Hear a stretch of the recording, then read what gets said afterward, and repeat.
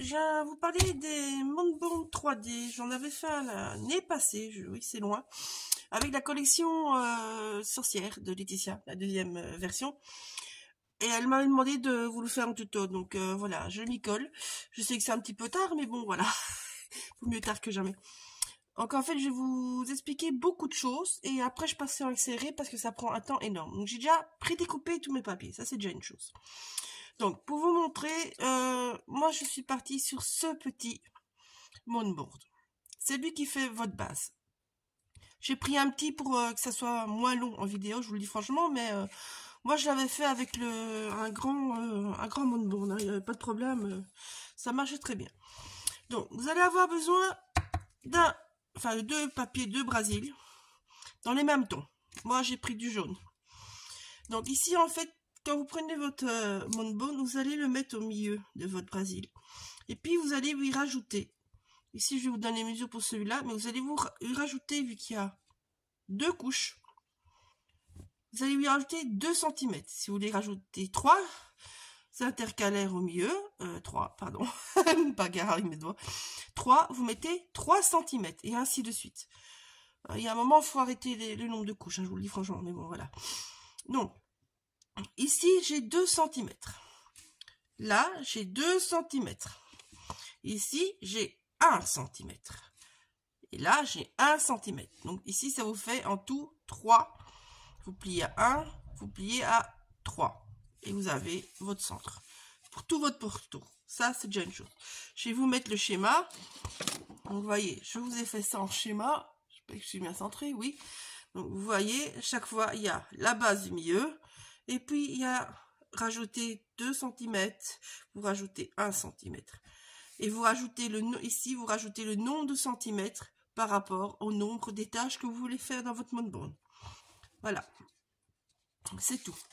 Donc, ça, je vous mettrai la page avec toutes les mesures. Moi, ici, il fait 26,5 de haut et il fait 20,5 de large. Je vous mettrai ça en photo. Ça sera plus parlant. Donc, ça, c'est pour la première page. Alors, il vous faut aussi des petites bandes. Donc, j'ai fait 4 petites bandes. Je vous marque, tout ça est marqué sur la page, hein, les grandeurs. Donc, j'ai fait ça dans mes chutes. C'est pour venir mettre sur les bords. Tout simplement. Il vous faut un cartonnette de récup, n'importe.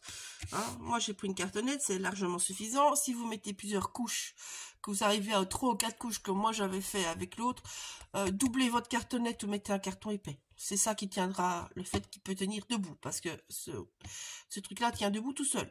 Faut pas le coller contre quelque chose. Donc, la cartonnette, elle fait 14,5 de large et 20,5 de haut. Si vous voulez, je peux le marquer dessus, comme ça vous aurez le rappel. Donc, 14,5 de large et 20,5 de haut. Voilà. Vous avez la même chose dans un papier. La même grandeur. Vous avez un papier légèrement plus grand, qui en fait viendra à l'arrière de votre moonboard, pour cacher la face arrière. C'est pas obligé, hein, mais moi j'aime bien les finitions sympas. Donc voilà. Ça, vous rajoutez comme vous voulez. Moi je l'ai fait un chouïa plus grand, c'est tout. Et donc ici, c'est votre intercalaire du milieu. Donc si vous voulez, ça c'est votre page 3, c'est le fond. Ça c'est votre page 2. Et ça, c'est la structure et la page 1. Non, ici, ben en fait, il vous faut la largeur de votre moonboard plus 1 cm, bêtement. Voilà. Donc ici, elle fait 16,5 et 22,5 de long. Voilà. Maintenant, je vais vous montrer comment le monter, mais je vous fais ça en accéléré. Voilà.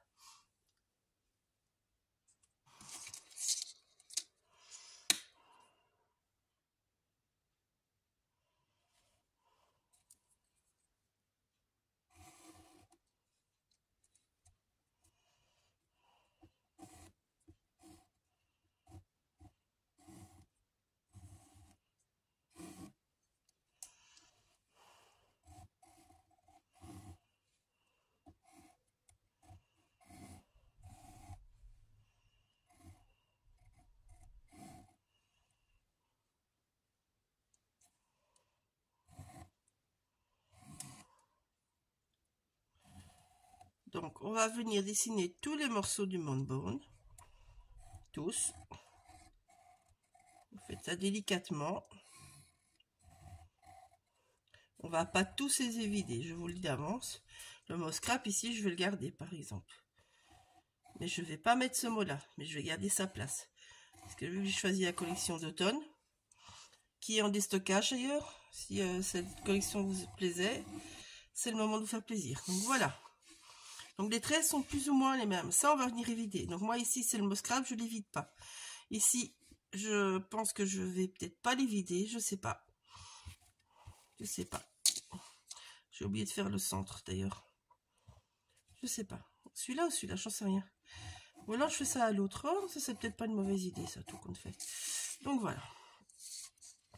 Donc ça, vous venez vider tout. Donc moi ici, le mot scrap, j'ai décidé de pas les vider. Voilà. Donc il faut à chaque plan, il vous faut un qui n'est pas évidé par rapport à l'autre. Donc ici, on va vider ça, on va vider ça, on va vider ces quatre-là. Ça, je vous ferai hors champ. Je vous le dis franchement, ça prend un petit peu plus de temps. Si vous voulez que votre Moonbone ne bouge pas du tout, ben vous venez bêtement le mettre avec du tape pour que ça bouge pas. Je suis un peu plus téméraire. Donc le grand, je crois que je vais les vider partout. Donc ici, je dessine que ceux que je ne veux évider. Donc celui-là, je vais évider. Celui-là, je vais pas l'éviter. Je évite carrément pas les deux. Oh ouais. Oh ouais. Oh ouais, tiens, ça me plairait bien ça. Il faut penser que vous avez besoin des points d'accroche en fait. Donc ici, vu que les deux petits vont être les plus chiants à évider, je le dis franchement, ben je crois que je vais pas les évider bêtement. Donc si vous comptez, j'aurai un point d'appui là, un point d'appui là, un point d'appui là. Parce que bon, sur les bords, ça va tenir, hein. Mais il faut quand même avoir des points où on peut venir. C'est pas grave si c'est pas tout à fait bien net. Hop, celui-là j'ai oublié. Donc j'évite tout avec un cutter et une latte pour être le plus droit possible. Parce qu'il n'y a rien à faire, vos Moonbone vont bouger. Donc voilà. Donc ça j'évite. Ça j'évite, ça j'évite, ça j'évite. Et là je suis bon. Donc voilà, ça c'est tout. Alors on va reprendre celui-ci. Et là on va mesurer avant. En fait, vous allez retourner votre Moonbone. Et dans vos plis, vous allez mesurer la moitié.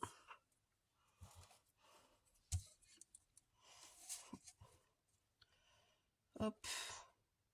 Donc je centre. On met un. Hop. Et comme ça pour les quatre côtés, vous allez tracer une ligne. C'est là où vous viendrez mettre votre petit bord dessus. Le petit bord ici qu'on va plier après, vous viendrez le coller sur votre ligne que vous avez fait là. En cachant la ligne évidemment, parce que bon, on va pas savoir la gommer, hein, je vous le dis avance. Sinon, ça sert à rien. Vous allez pouvoir gommer deux côtés, et les deux autres vous allez être bloqué parce que votre truc sera déjà en 3D. Je sais pas comment le dire mieux.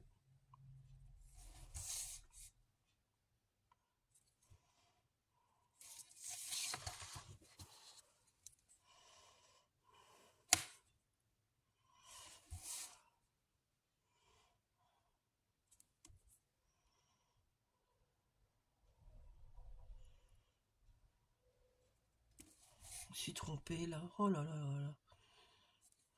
Je dois mettre des lunettes, hein, ça se voit. Je vous dis, oh, ça se voit de plus en plus. Donc là, vous allez venir tracer des lignes. Bêtement. Hop. Chercher une plus grande latte. Voilà.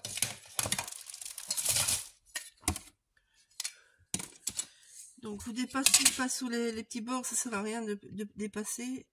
C'est des bords qu'on va remettre. Donc ici, là. Là.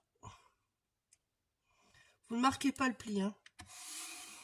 C'est juste que ça va venir faire votre épaisseur.